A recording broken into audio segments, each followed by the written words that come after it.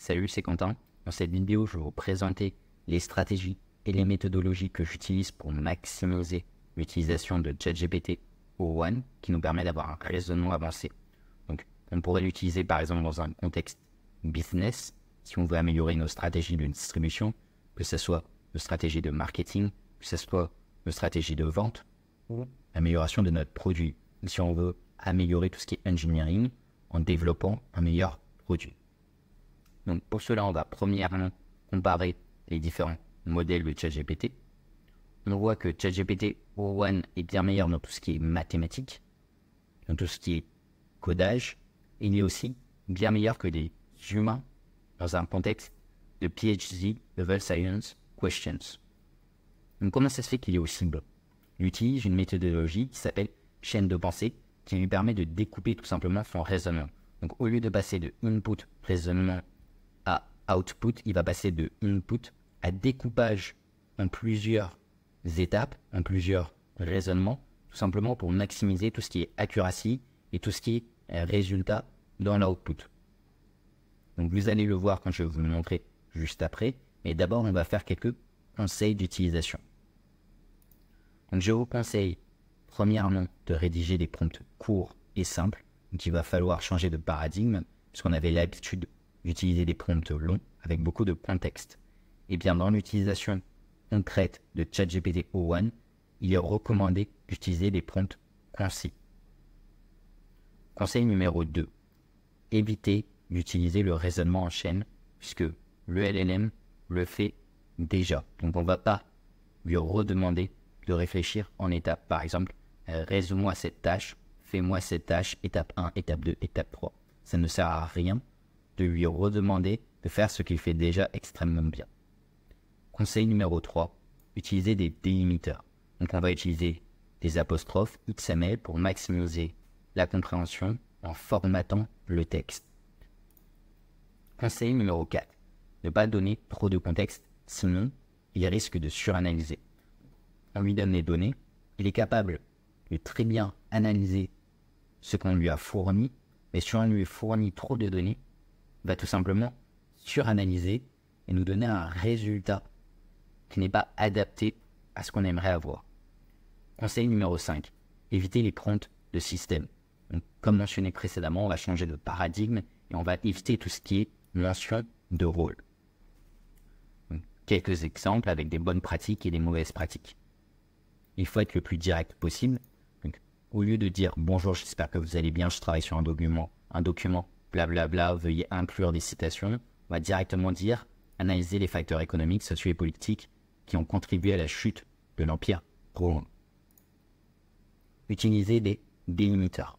Donc, la mauvaise façon, ce serait de rédiger, liser et résumer ces articles. L'article 1 discute de l'impact de l'énergie renouvelable sur l'économie. L'article 2, pour les avancées en intelligence artificielle, va utiliser des apostrophes. Donc, si vous ne savez pas, sur Python, lorsqu'on veut mettre un texte en commentaire, on rajoute tout simplement des apostrophes exactement de la même manière. Donc, l'idée, c'est tout simplement de formater le texte pour qu'il soit plus lisible par ChatGPT. Évitez de donner trop de contexte. Au lieu de lui fournir plusieurs documents, des prompts extrêmement longs, on va aller directement à l'essentiel. Donc on va extraire certaines données des documents qu'on juge les plus importantes pour les fournir directement. Donc, pourquoi est-ce que je vous dis ça? C'est parce que dans le futur, on va pouvoir donner directement des documents et des liens à ChatGPT O1, comme on peut le faire pour des anciens modèles. Mais même si on est capable de le faire, il va quand même falloir réduire le contexte qu'on va lui fournir. Ensuite, quel modèle choisir? On va utiliser ChatGPT O pour des tâches qui n'ont pas besoin de raisonnement avancé. On va utiliser ChatGPT O1 pour des tâches plus créatives et plus spécifiques. Et enfin, on va utiliser ChatGPT O1 Mini pour des tâches axées mathématiques et codage. Je vais vous donner des exemples d'utilisation dès maintenant.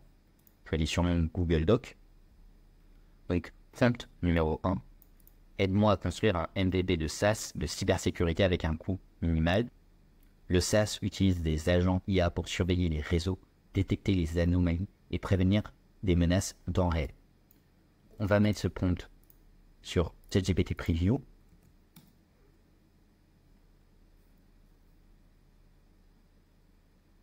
Donc là, il va réfléchir avec un arbre, comme je vous ai expliqué avec la méthode de Chain of Thoughts, ce qui va lui permettre d'être plus accurate. Donc on va voir sur un résultat, réflexion durant 15 secondes. Là, il va tout simplement nous donner différentes étapes. Définir les fonctionnalités essentielles de GenPP, choisir des technologies et outils à faible coût, infrastructure hébergement économique, etc. On peut tester aussi avec ChatGPT O1 Mini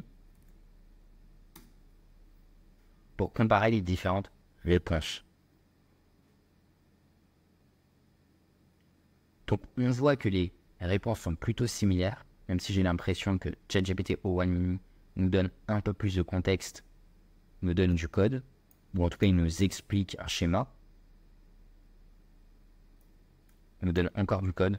Donc on voit au final que ChatGPT O1 Mini est meilleur dans tout ce qui est codage, mathématiques et raisonnement, et en plus de ça il est plus rapide.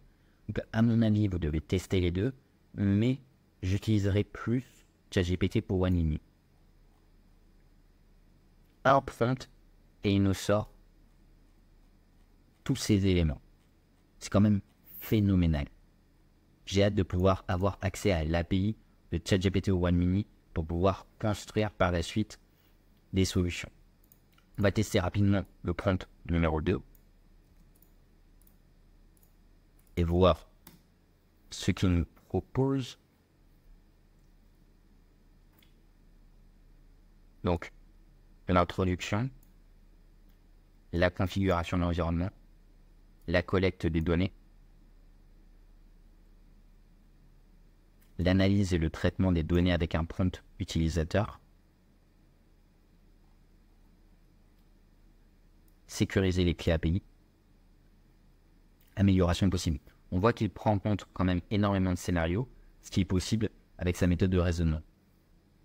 Donc si cette vidéo vous a été utile, je vous laisse vous abonner. Je compte créer beaucoup plus de contenu axé IA et axé développement de prototypes sur Make et sur Python.